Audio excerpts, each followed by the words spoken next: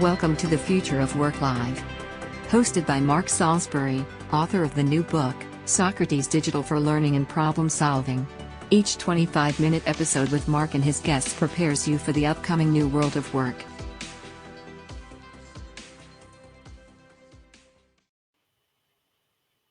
Welcome to the Future of Work Live. I'm Mark Salisbury, your host. Today, Bob Grassberger will be my guest, and we will talk about managing knowledge in the era of ChatGPT. And you might remember Bob Grassberger. He's an emeritus faculty at the University of New Mexico and the former vice chair of the New Mexico Workforce Development Board.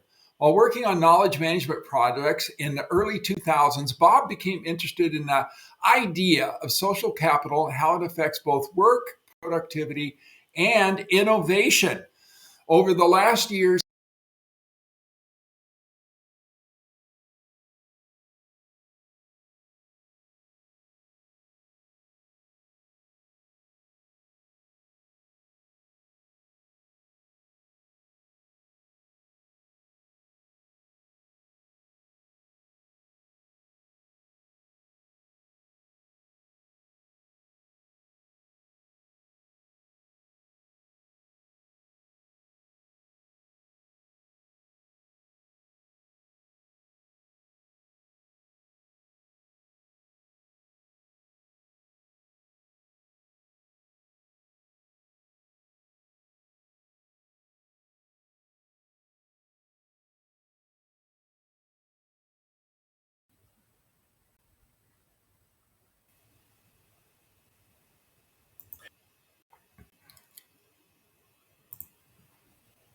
and Bob, we're off to a great start. We've already crashed about 6 seconds in.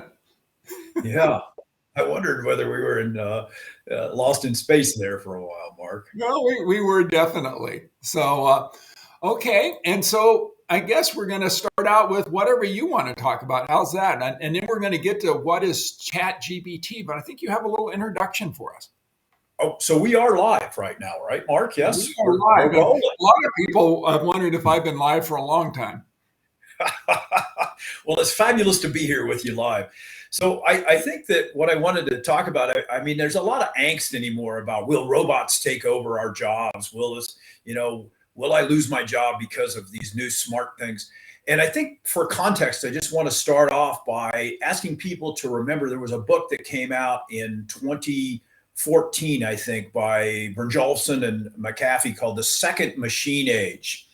And their premise was that we had this first machine age where we literally developed machines to supplement, to augment our physical abilities. So where we had the shovel, we developed the steam shovel or the backhoe. And their contention was we now have the second machine age, and we have these tools now that rather than augment our physical abilities, they augment our cognitive abilities. And I think, you and I have been benefactors of a lot of that, right? I mean, ultimately, remember when we first started, when you and I were first getting started, we did spreadsheets by hand, right? You remember those days with the green bar and all of that? And then lo and behold, something called SuperCalc showed up, and there were a whole litany of others. And but these are really cognitive tools that helped us build our capacity. So I kind of want to start off with that framework because I actually, as I've talked to people about ChatGPT, and we got to realize that ChatGPT is a relatively new product. It was released in November of last year. I mean, so we're kind of still out on that early adopter phase where people are starting to talk about it, but it hasn't quite leapt the curve yet. But there's a lot of angst out there about, will this tool replace me? Will it create If I could interrupt for a second there, Bob, is that some of our audience might not really have a good grip on what ChatGPT is. So could you define it for us? Well, so Mark, you're probably better with the computer science at this, but ChatGPT is, in my understanding, it's a large language model.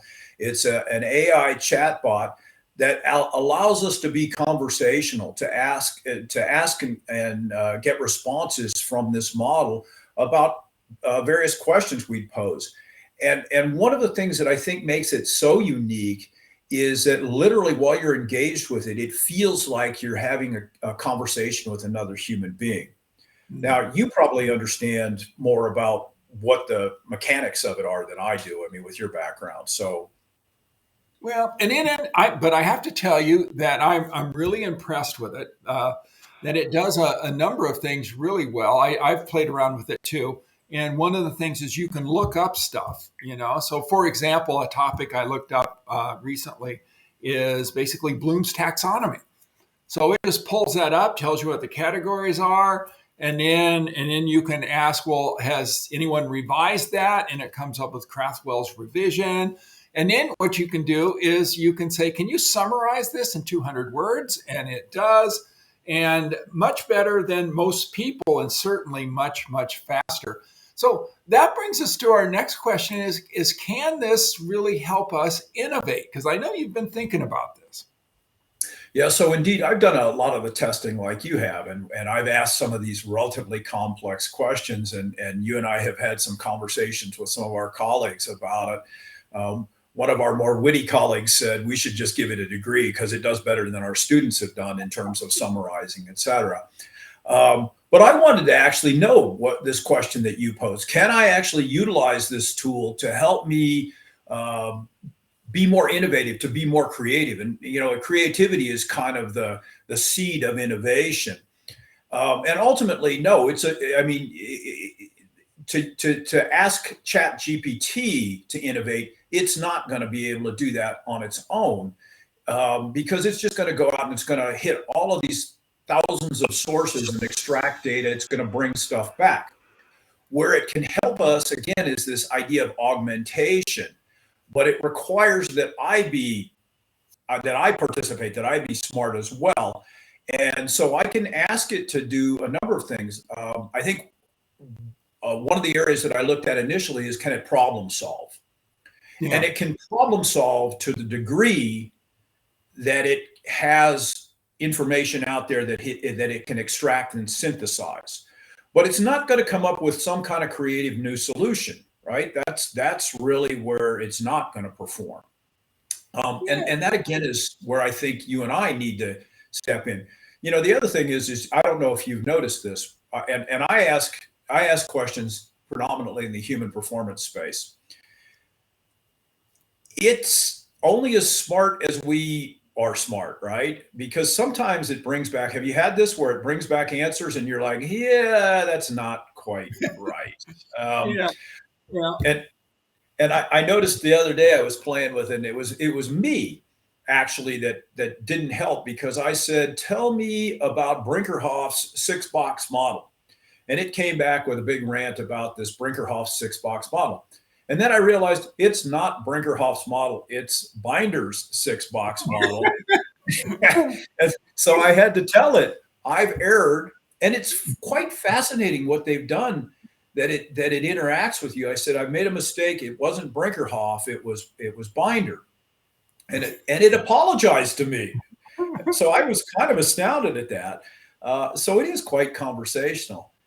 So it's kind of like the Cliff Clavin off of Cheers. You remember the post office worker that knew something about everything. Yeah, and unless your audience is a lot older than what I think, they probably won't know who Cliff Clavin is. Well, that's what the internet's for. They can Google that. Yeah, I tell you what, and it's an experience that we should watch Cliff Clavin. So the other thing though is that the problem solving though. It does a good job of synthesizing, of bringing together large pools of data. And by the way, here's a little tip that I learned that actually is kind of interesting. I don't know if you've played with this yet, but you can say, tell me about this and that, and give me the sources, cite me the sources, and it'll cite the sources, which is quite useful, because otherwise it's just this blob of information. Yeah. But the thing that I found that really helps in terms of creativity is I can use it as kind of a brainstorming tool to bring disparate ideas, things that I might not have otherwise thought about. And then one of the things that I think you and I know, because we've done dissertation work so much with people, is that if you ask the wrong question, it takes you down the wrong path sometimes. And Yeah. one of the things that I found that this tool is really great at is helping me to restate the problem. I just ask it, I'll ask it the problem, and then I'll say, reframe the problem. Give me 7 reframes of this particular problem statement, Ah, which is incredibly valuable because then you get a perspective, go, oh, I hadn't thought about it from that way. And mhm. again, it's not going to be innovative. It's not going to come up with some kind of innovative thing, but it'll just come back maybe with something that you go, oh, I can leverage that. And Yeah. then have you found this, Mark? You also have the capacity to tell it to summarize, and you can ask it to summarize it as if it were teaching it to a teenager or a fifth grader, and it'll come back. And which in my world, given that I have a lot of the work that I do requires that I write at a certain grade level, it's actually quite astounding to Oh, be able to yeah. say, I need you to write this at a 6th grade level. Mine might already be by default, like on a 5 or 6 year old's level. But getting back to what you're saying, I think if we were to think about it in cognitive terms, I think what it can do very well is this thing we call deductive reasoning, right? So it can go out and find whatever rules you're going to need. Like you can ask it, how do you solve the area of a circle, right? And he'll give you something that we're all familiar with from school in that little formula to do that. And so it can do that on a much larger scale too with recent scientific findings, and it can give you those deductions. But I think, and what you're saying too, and I have thought about this a little bit, is that it doesn't do that inductive part, right? And so that's what researchers always do is we have that inductive part where we say, okay, here's all of these things. We need to take a step into the unknown to learn something new and innovative. And typically that's going to take looking at some kind of data or evidence and being able to set up an experiment, if you will. And so that's that idea of being able to move forward from what's already known. But it can help us, I think, tremendously with being able to bring together what is known. And I think there's that human piece for us is that we can use this tool to take that next step and get there a lot quicker with a tool like. Yeah, indeed. I don't want to be too erudite, but I think about in terms of writing a dissertation, one of the first things you got to do is a literature search, which goes out and looks at the expansive of the knowledge. But the next chapter is you've got to start to assimilate that. And so that's that from that deductive to that inductive that you're talking about. So I think that's an excellent example of what you just said. Yeah.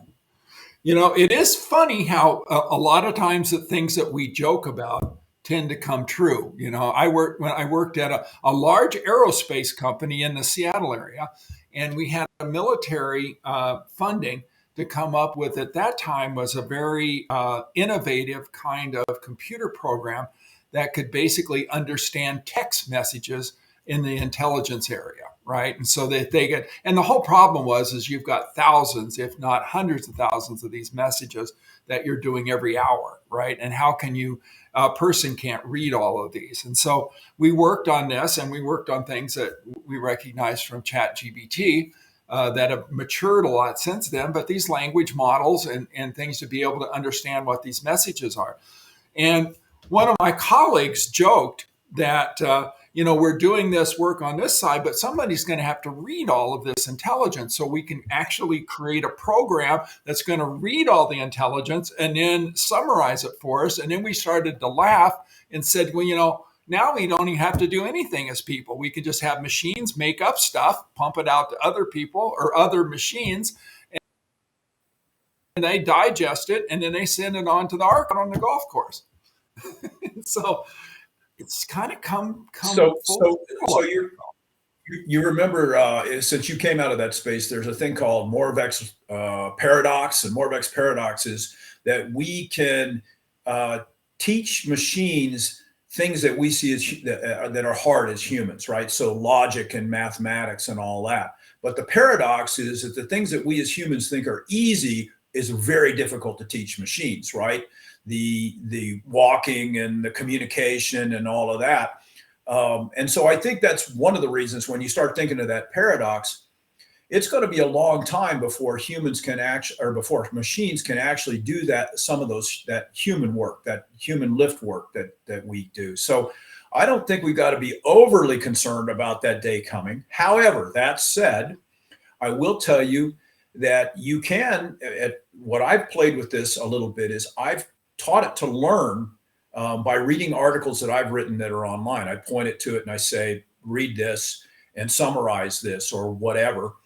And then I can tell it to actually to respond in the style that I write, in my voice, in the voice that this article is written into.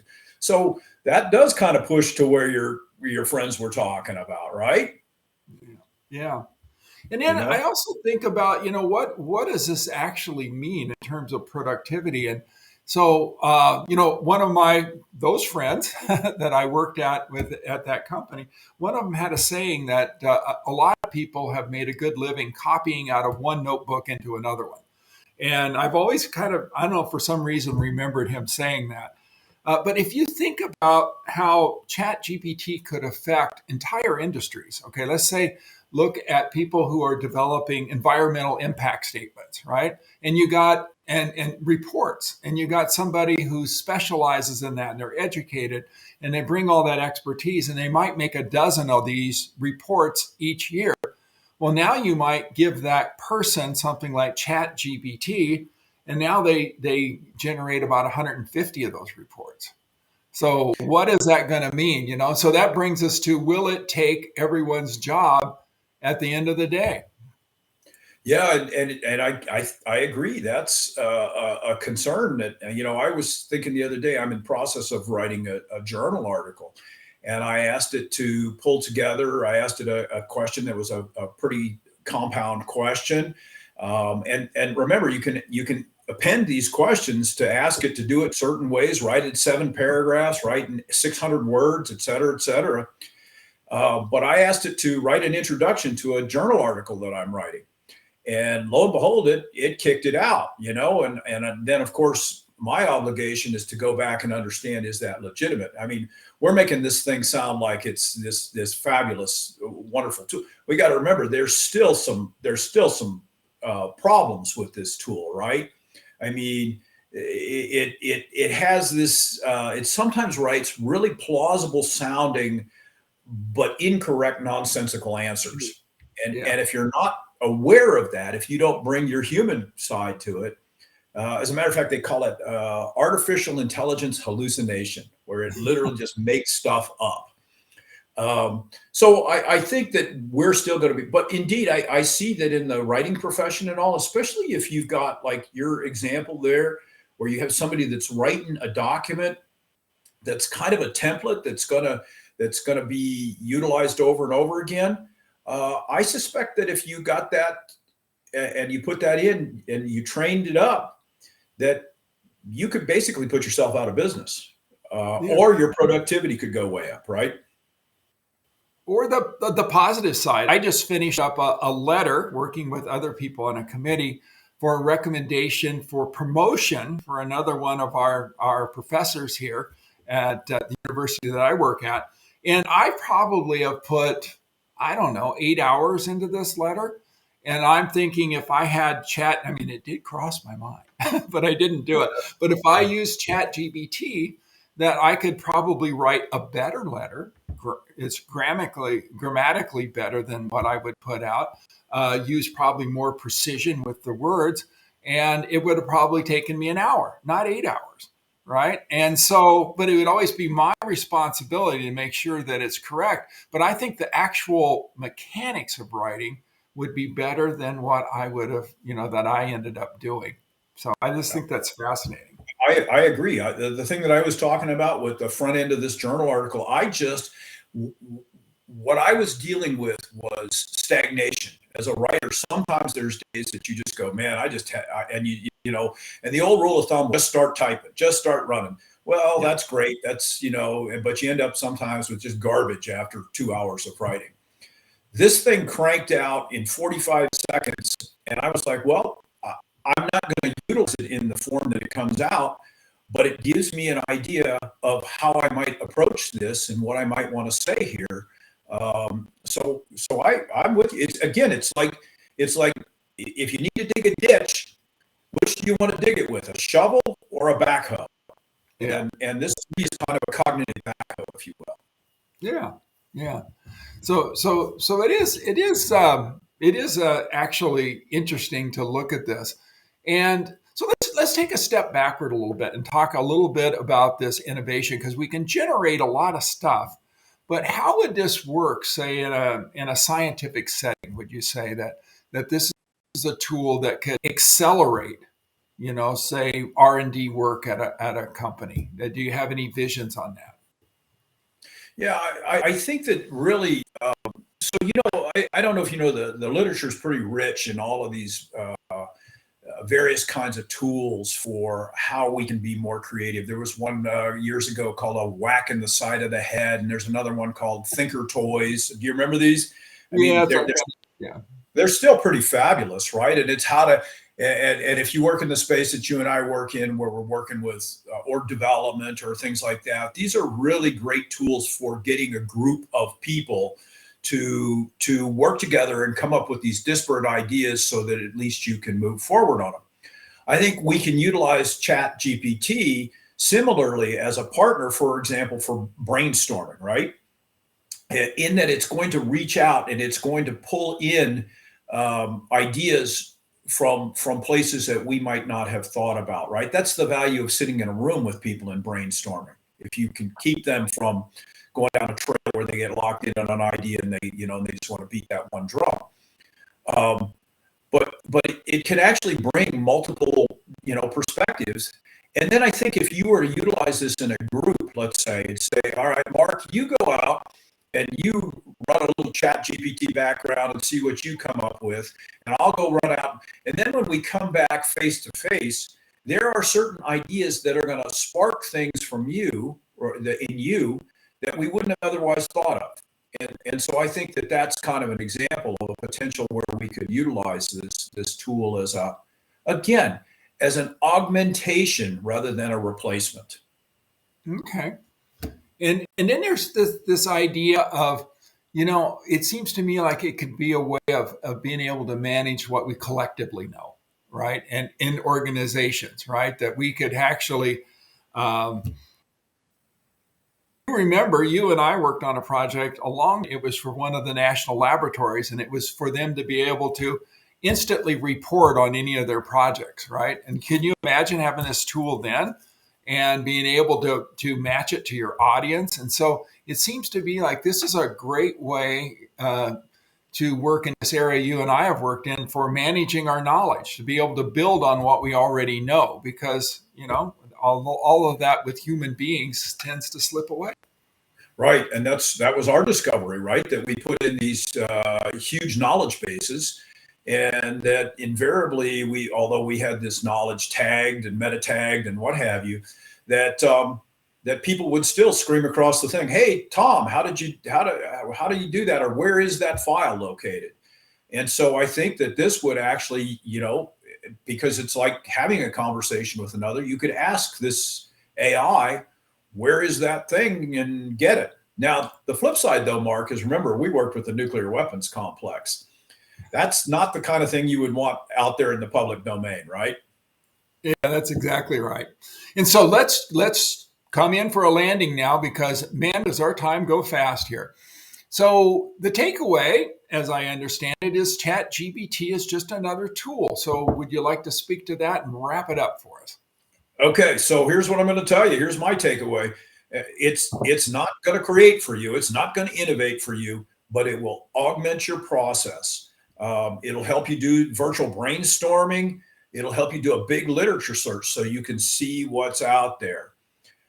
It's that Morvax paradox, though. You've got to remember that we can train machines to do some things, but not all things. And the stuff that we think is easy as humans and the stuff that brings the most value added comes from us as humans. And there you've heard it, folks. So as always, thank you, Dr. Grassberger, for being on the show.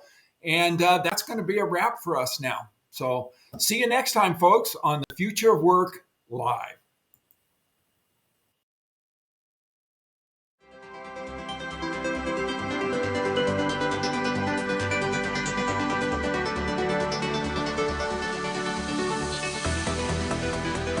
You can find the Future of Work Live episodes in video and podcast format on www.marksalisbury.com.